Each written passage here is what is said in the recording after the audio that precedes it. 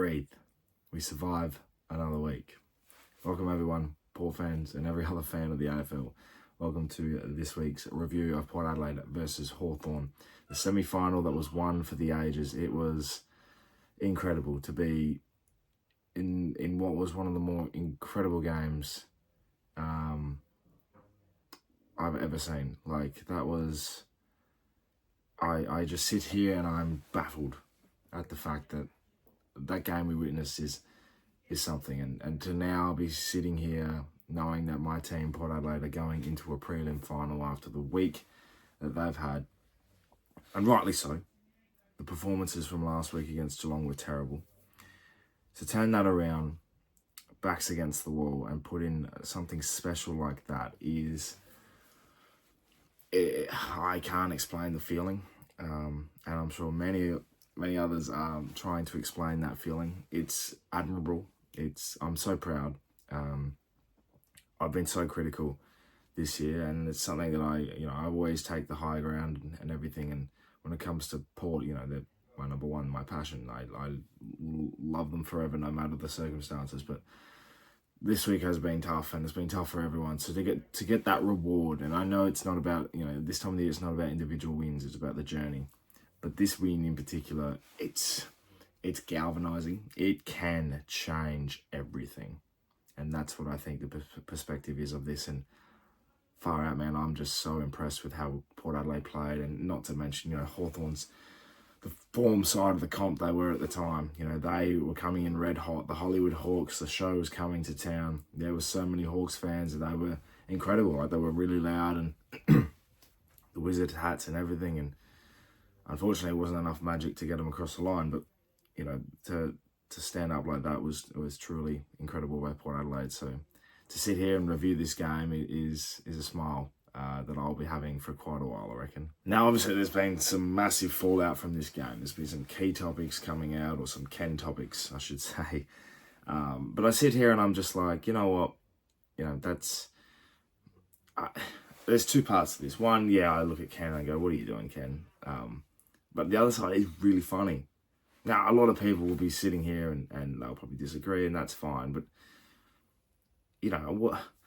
when your club is under so much pressure and your job is questioned and your job is being put into a question mark, and you've got an opposition player that comes out and speaks a comment, throws it out there, dishes it out, and I'm all for that. I'm all for dishing it out. But if you can't cop it, then, and I didn't think Guinea, I think he copped it. I think he copped it fine. Ken was having a laugh.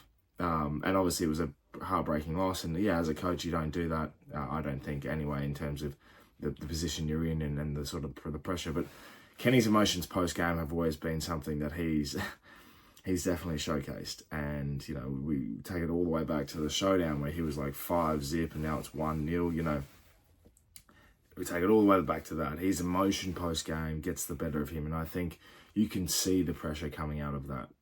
Coming out of what he's been through during the week. And, I love the take by, there's been a few Port fans that have taken this approach with it, and I'm probably in that boat.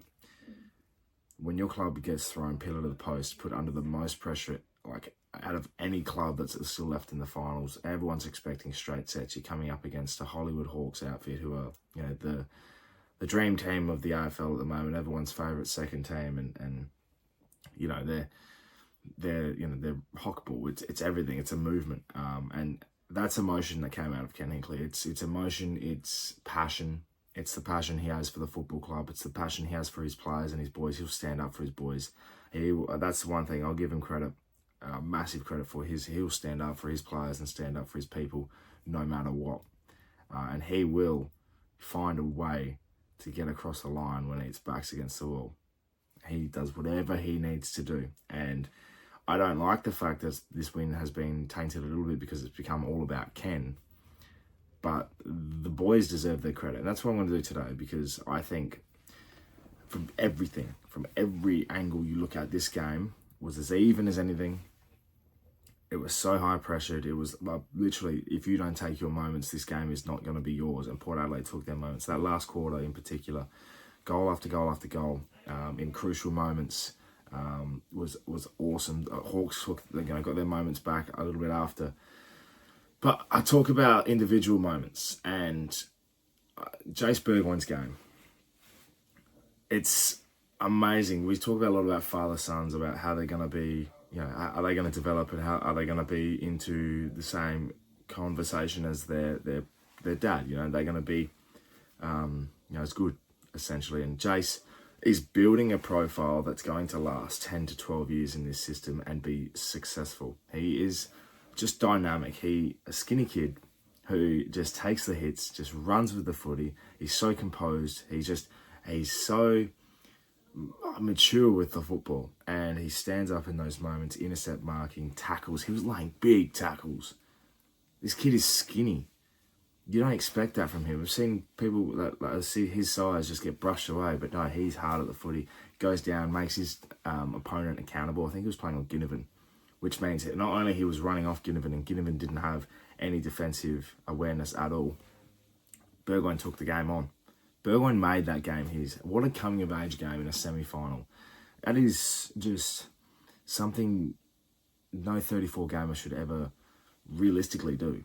That's they're so raw in the system still, and he's developed into a wonderful player in 2024, and he is a key component. And the other thing as well is the switch from the wing to the half-back line was all the difference that needed to be made, and he was, a really important factor in this game for Port, and it was amazing. And that follows from, Logan Evans, who's been sensational since he's joined the club 108 days ago or whatever it was. He was not even an AFL listed player. Now he's come in, rising star nominee, played unreal in the semi-final, been absolutely magnificent again, and he had nearly 600 metres gained from 22 touches.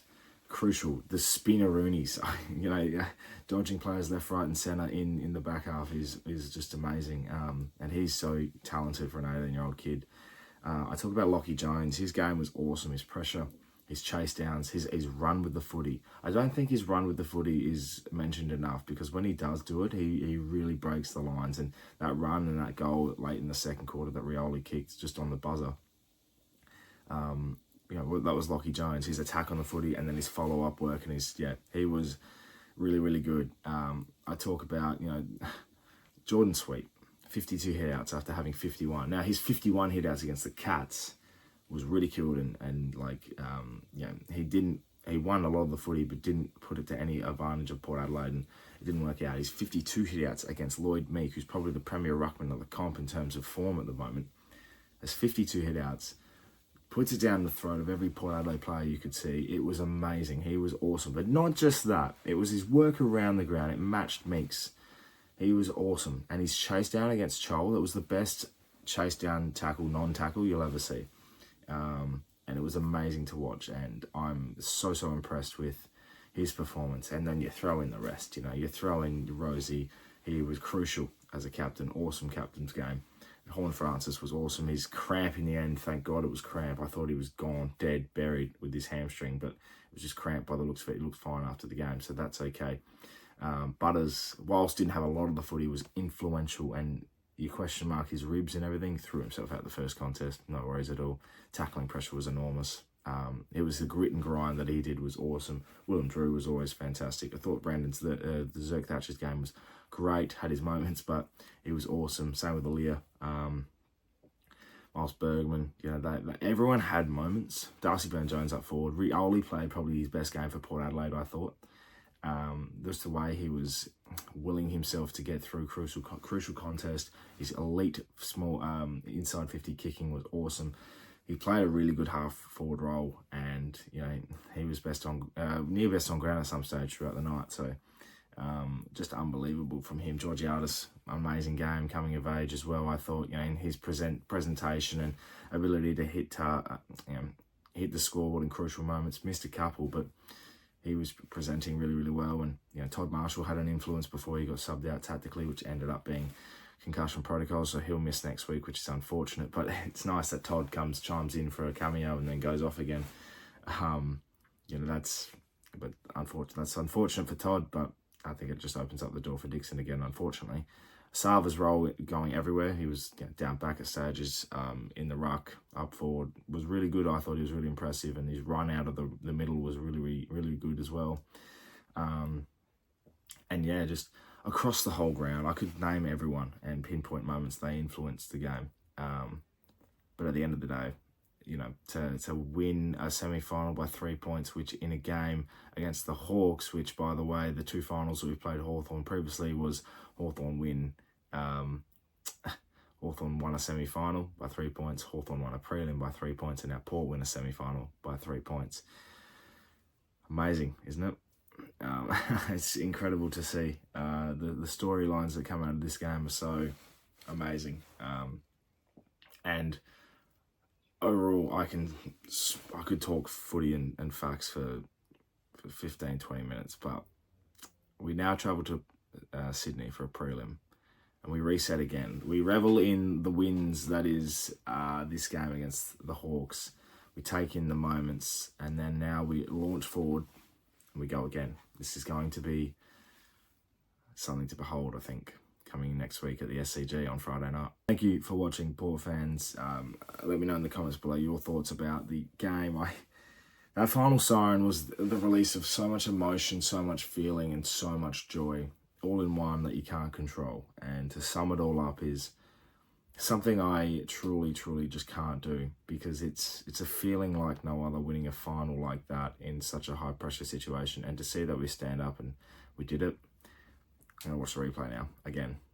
It's amazing. But let me know in the comments below, Port fans. Make sure you subscribe to the channel if you're new, for plenty more Port Adelaide and AFL content to come your way. The vlog will come out tomorrow. Glass table episode on Monday. There's going to be a lot of content this week. I look forward to seeing you all throughout the week, and then we get ready for a prelim final. My name's Anthony, and as always, can the pair.